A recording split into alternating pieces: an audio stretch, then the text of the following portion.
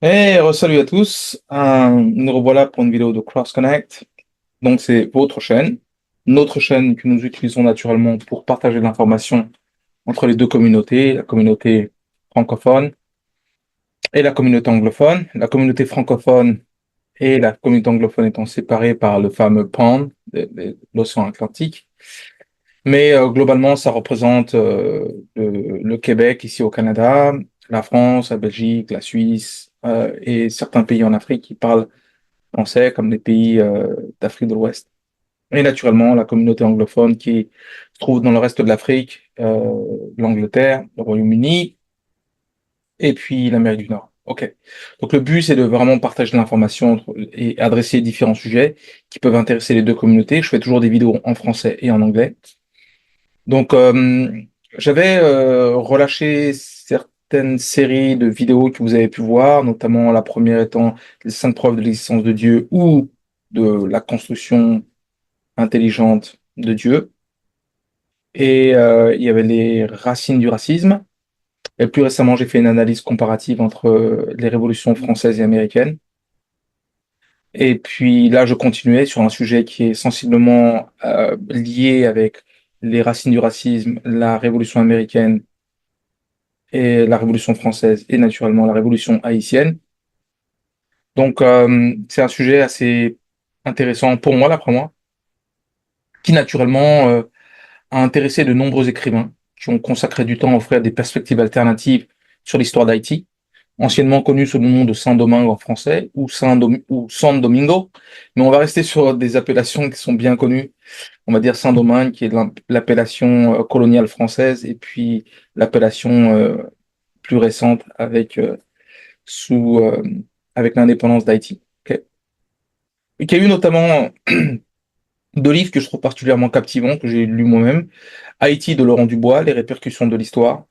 Euh, il y a aussi un captivant ouvrage qui s'appelle Les Jacobins noirs et Toussaint l'ouverture et la révolution de Saint-Domingue de C.L.R. James. Je mettrai les références naturellement pour ceux qui veulent acquérir les livres. Moi, j'ai reçu une formation en informatique et en physique, donc en sciences principalement, comme je l'ai mentionné précédemment. Cependant, j'ai également étudié l'histoire, et lorsque j'ai découvert l'histoire de Toussaint Louverture liée à la Révolution française et la Révolution haïtienne, j'ai été absolument intrigué et absolument passionné par le personnage et par le sujet. Donc, j'ai souhaité approfondir mes connaissances sur cette période historique que je ne connaissais pas particulièrement.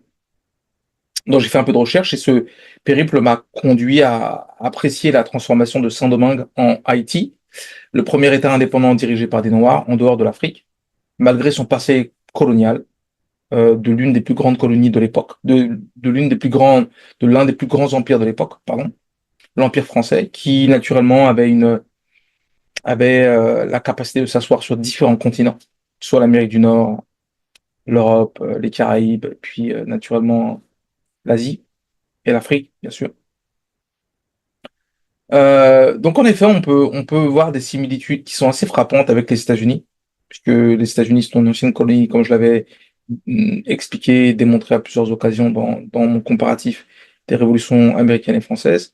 Mais pourtant, les similitudes ne se prolongent pas très loin, puisque ce sont des anciennes colonies, effectivement.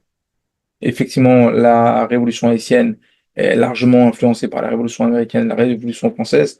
Cependant, le destin sera très différent.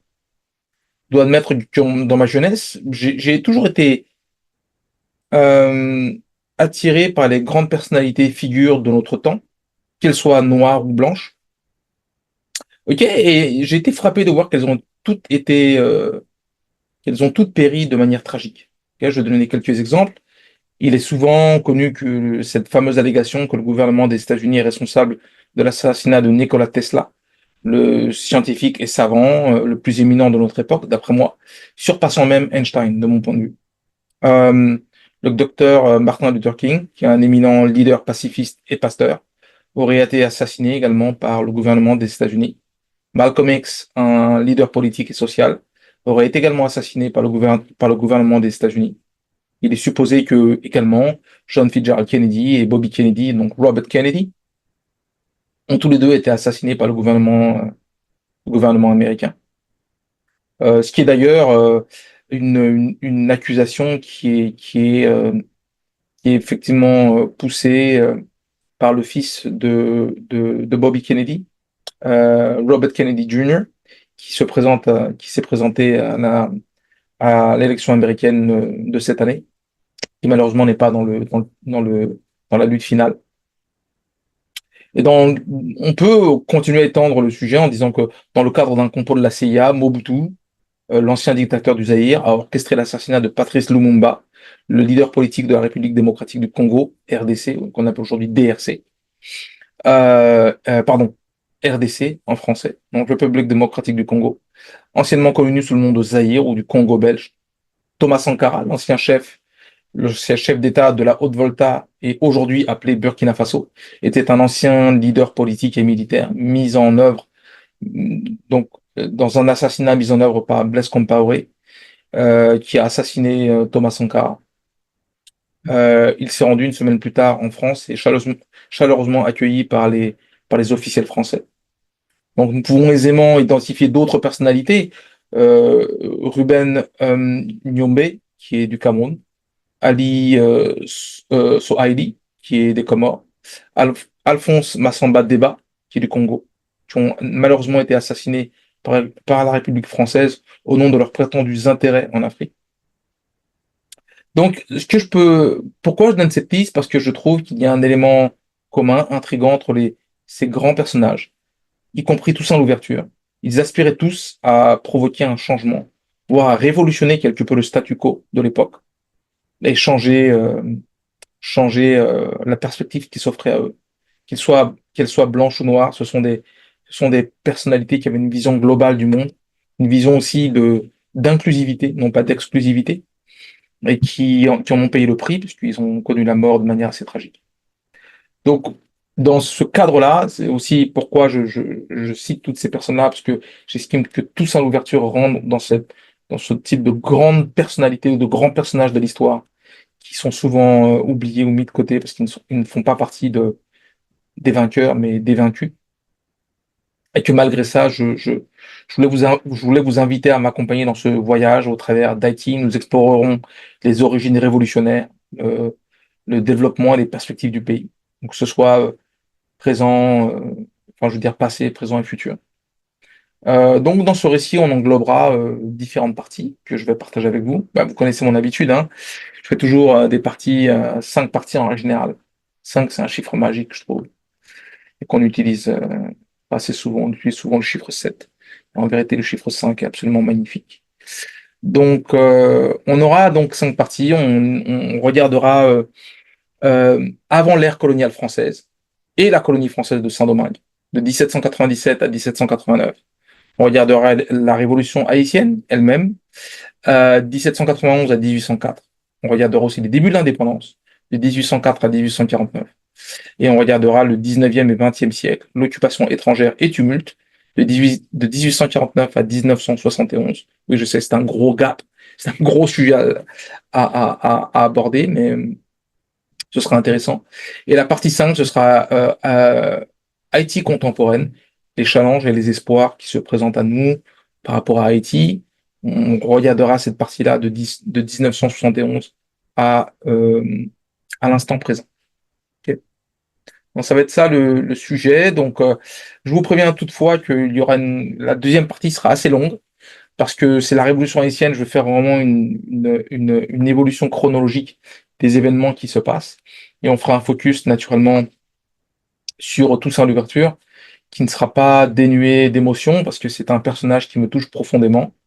C'est un personnage profondément humain qui n'a pas été traité à la juste valeur qui était la sienne, certainement parce qu'il était noir, parce qu'il était d'origine d'origine d'esclave, et que naturellement ça joue contre lui, mais ça va être une partie très intéressante, parce que c'est un personnage absolument fascinant, qui pour moi est la clé principale de la révolution haïtienne. Donc je vous retrouve dans quelques instants pour la partie 1, donc ce sera la période précoloniale française et le Saint-Domingue colonial français. À dans quelques instants. Merci. Bon, chers amis, nous revoilà pour la partie 1. Donc, dans la partie 1, je vais partager mon écran rapidement pour que vous voyez ce dont nous allons discuter. Donc, ce dont on va parler dans la partie 1, c'est avant l'ère coloniale française et la colonie française de Saint-Domingue, de 1697 à 1789. On aura une petite introduction sur l'origine, la traite africaine, la structure sociale, les cultures et influences religieuses et naturellement les influences aussi philosophiques. Et donc voilà, on aura une bonne séquence pour la partie 1. Partie 1, donc, période précoloniale française et Saint-Domingue colonial français, de 1697 à 1789. On va commencer par un prélude. Donc, avant la colonisation française et les origines de Saint-Domingue, la population autochtone, avant la colonisation européenne, était disposée sur cette île qu'on appelait d'Hispaniola, ok, qui est l'île d'Hispaniola, qui aujourd'hui est là où se trouve Haïti, est actuellement divisée entre Haïti et la République dominicaine. Et c'était habité par des populations autochtones appelées les Taïnos. Okay. Les Taïnos constituaient une société agricole, experte, dotée d'une culture riche et de traditions. Ils résidaient dans des villages, cultivaient du manioc, des ignames et d'autres cultures et pratiquaient une religion polythéiste. Donc, ce qu'ils mangeaient ressemble beaucoup à ce que l'on mange au Cameroun, par exemple. Le manioc, l'igname, ce qu'on retrouve beaucoup en Afrique. Okay. Et naturellement, d'autres cultures, j'imagine le plantain, les bananes, exactement le genre de choses que l'on aime en Afrique. Okay. Cependant, il y a naturellement 1492, il y a l'arrivée des Espagnols et Christophe Colomb débarqua en Hispaniola en revendiquant l'île au nom de l'Espagne, naturellement. L'arrivée des Européens a eu un impact, comme toujours, dévastateur sur le peuple taïno, le travail forcé, donc l'esclavage, les maladies, parce que les gens viennent d'autres contrées, donc ils amènent des maladies avec eux et les conflits armés ont entraîné une diminution très rapide de leur population. Au début du XVIe siècle, les Taïnos avaient été largement décimés ou intégrés dans la société coloniale espagnole. Au XVIIe siècle, tardivement, des pirates et des corsaires français. Alors, pour expliquer c'est quoi un corsaire, c'est l'équivalent d'un pirate, mais il travaille pour une couronne.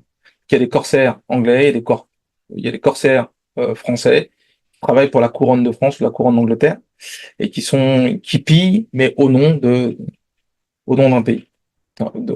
Pas au nom d'un pays, parce que c'est un peu caché, mais ils agissent de manière ordonnée par un pays. Ok.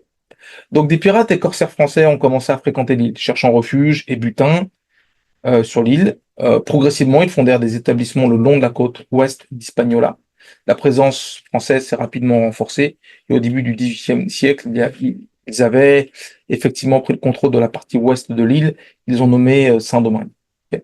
Donc le reste de l'île était principalement espagnole et anglaise. Okay. Maintenant, on passe à la partie, on va dire, la traite africaine. Le développement économique de Saint-Domingue était étroitement lié au commerce transatlantique des esclaves, donc le commerce triangulaire. Donc, vous voyez que il y avait le triangle entre l'Amérique du Nord, l'Amérique du Sud et l'Afrique, d'où provenaient les esclaves, et que les produits qui étaient produits par cette production esclavagiste étaient revendus donc après en Europe ou ailleurs.